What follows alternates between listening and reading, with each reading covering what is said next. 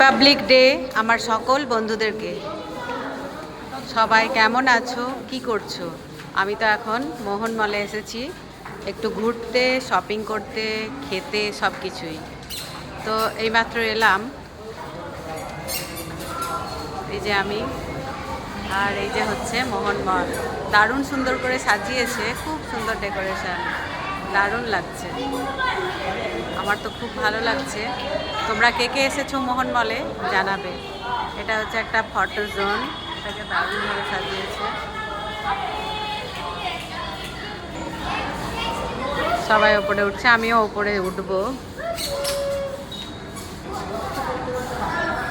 তো একটু ঘুরে নিই, তারপরে দেখা যাচ্ছে কি কি শপিং করি।